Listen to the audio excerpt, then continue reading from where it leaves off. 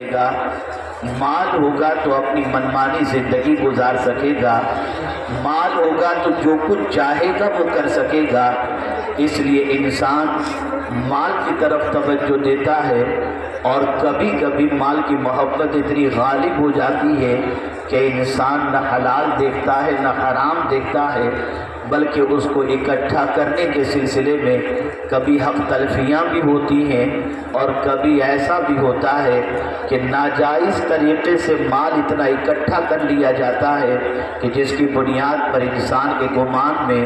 یہ چیز ہوتی ہے کہ میرا مستقبل بڑا سیف ہو چکا، اب کئی صدیوں تک، کئی سالوں تک میری نسلیں کھاتے ہوئے پیتے ہوئے اپنی زندگی گزاریں۔ اسی کے ساتھ آپ دیکھیں کہ مال جمع کیوں کرنا چاہتا ہے تو اس کے پیچھے ایک غرض ہوتی ہے بیٹے، ایک غرض ہوتی ہے اولاد، کہ مال ہوگا تو اولاد کا مستقبل تابناک ہوگا، مال ہوگا تو بچے کا فیوچر برائٹ ہوگا، اور اپنے بچے کے سلسلے میں انسان کافی توقعات اپنی وابستہ کیے ہوئے رہتا ہے، اور اپنے بچے کے سلسلے میں بھی انسان اس امید پر مال اکٹھا کرتا ہے کہ یہی بچہ مستقبل کے اندر کاروبار کو آگے بڑھائے گا، اور اس کے بعد جب کبھی بڑھاپے کی دہلیز پر ہم قدم رکھیں گے تو بچے کا سرمایہ ہماری زندگی کے لیے سب سے بڑا سرمایہ ہوگا اور راحت کا سامان ہوگا۔ لیکن آپ دیکھیں قرآن کیا کہہ رہا ہے۔ اللہ کی کتاب واضح طور پر یہ کہتی ہوئی نظر آ رہی ہے کہ جس مال کو اکٹھا کرنے میں تم نے حلال و حرام کا خیال نہیں کیا، جس بچے کے سلسلے میں تم نے حلال و حرام کی تمیز نہیں کی، یہی مال، یہی بیٹے قیامت میں تمہیں کام نہیں آئیں گے۔ آپ دیکھیں تفسیر روح البیان میں علامہ اسماعیل حقی رحمۃ اللہ تعالی علیہ نے ایک واقعہ نقل فرمایا ہے۔ فرماتے ہیں کہ حضرت کعب رضی اللہ عنہ مولا تبارک و تعالی عنہ نے ارشاد فرمایا، قیامت کے دن ایک ماں جس کے میزان پر اعمال نامے کو تولا جائے گا، اور جب نیکی اور گناہ دونوں اکول ہوں گے تو اس خاتون سے کہا جائے گا ایک نیکی لے کر کے آؤ، تمہاری بخشش ہو جائے گی۔ ماں میدان محشر کے اندر اپنے بیٹے کی تلاش میں نکلے گی اور سوچے گی جو بیٹا میرے سر میں درد برداشت نہیں کرتا تھا، میری کسی تکلیف کو گوارا نہیں کرتا تھا، آج ایک نیکی میرا بیٹا مجھے ضرور دے دے گا۔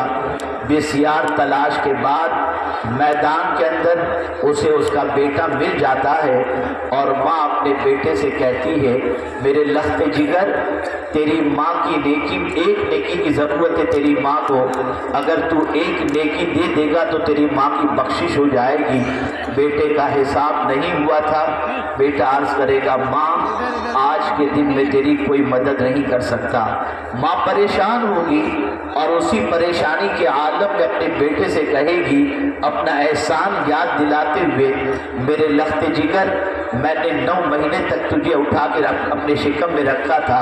ایک نیکی دے دے۔ بیٹا کہے گا ماں آج کے دن میں تیری کوئی مدد نہیں کر سکتا۔ ماں کہے گی میں نے 2 سال تک تجھے دودھ پلایا، مجھے ایک نیکی دے دے۔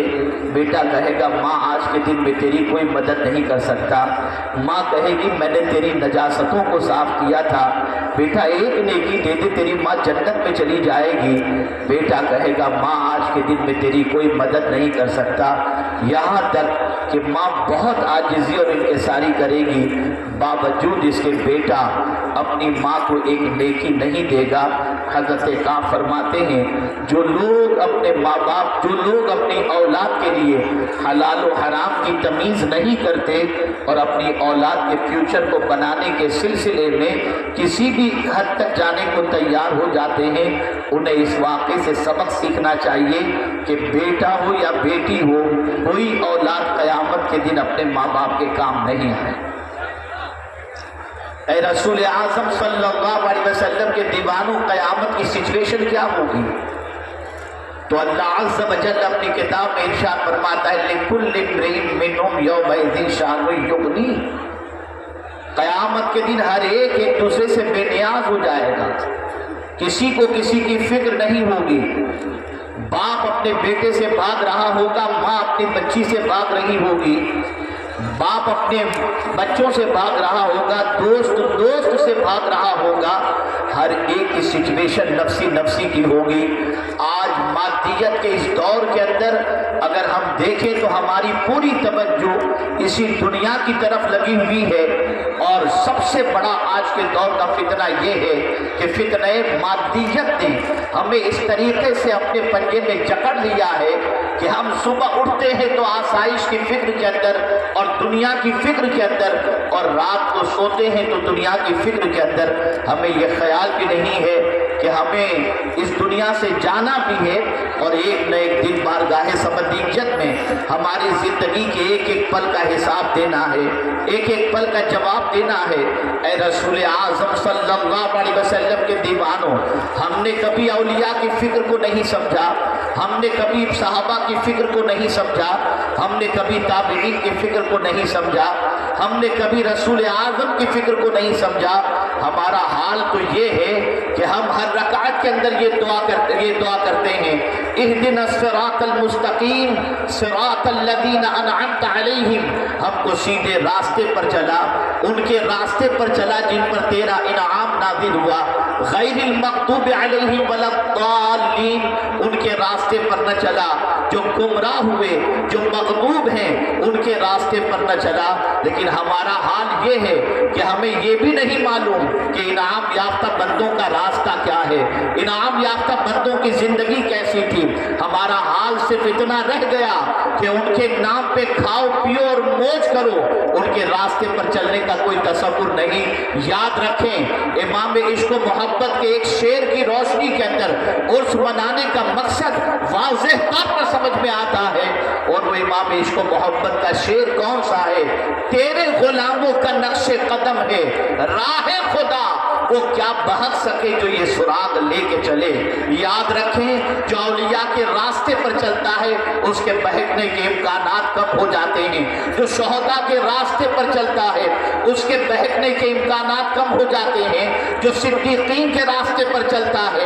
اس کے بہکنے کے امکانات کم ہو جاتے ہیں، اور جو انبیاء کے راستے پر چلتا ہے، اے رسول اعظم کے دیوانوں، اس کی دنیا بھی تابناک اور اس کی آخرت بھی تابناک ہو جایا کرتی ہے۔ آج اگر سب سے بڑی کمی ہے تو یہ کمی ہے کہ ہم اولیاء کے راستے پر چلنے کو تیار نہیں، ان کے طریق کو اپنانے کے لیے تیار نہیں، ان کے نقش قدم پر چلنے کے لیے تیار نہیں۔ عرس منانے کا مقصد سب سے بڑا یہ ہے کہ صاحب عرس کے کردار کو سمجھو، جس مقام پر وہ پہنچے اس مقام تک پہنچنے کے لیے انہوں نے کتنی عبادتیں کی، کتنی ریاضتیں کی، تقوی کا دامن کس طرح سے تھاما، ان کی راتیں کس طرح سے بسر ہوتی تھی۔ اگر آپ دیکھیں تو قرآن نے ان کی راتوں کا تذکرہ بھی بیان کر دیا۔ اللہ اکبر، تتجافى جنوبهم عن المضاجع يدعون ربهم خوفا وطمعا، کہیں فرمایا والذین یبیتون لربهم سجدا وقیاما۔ میں پوچھنا چاہتا ہوں اے رسول اعظم کے دیوانوں، ہم جس بزرگ کے عرس کی تقریب کے اندر حاضر ہیں، کبھی ان کی راتوں کو ہم نے دیکھا، اور ان کی راتوں کو دیکھنے کے بعد ان کے نقش قدم پر چلنے کا جذبہ پیدا ہوا؟ ذرا اپنی راتوں کا احتساب کرو، اپنی راتوں کا جائزہ لو، ہماری راتیں کن کاموں کے اندر گزرتی ہے؟ جتنے برائیوں کے دروازے ہیں وہ رات کی تاریکی میں کھلتے نظر آتے ہیں، اور انسان رات کے سناٹے کے اندر موبائل کے ذریعے اپنی آنکھوں سے لے کر اپنے پورے وجود کو گندا کرتا ہوا نظر آتا ہے۔ انسان سمجھتا ہے آنکھ میری ہے، جو چاہوں دیکھوں، انسان سمجھتا ہے کان میرا ہے، جو چاہوں سنوں، انسان سمجھتا ہے دل میرا ہے، جس طرح چاہوں میں اس کا استعمال کروں، لیکن نہیں، قرآن کہتا ہے ان السمع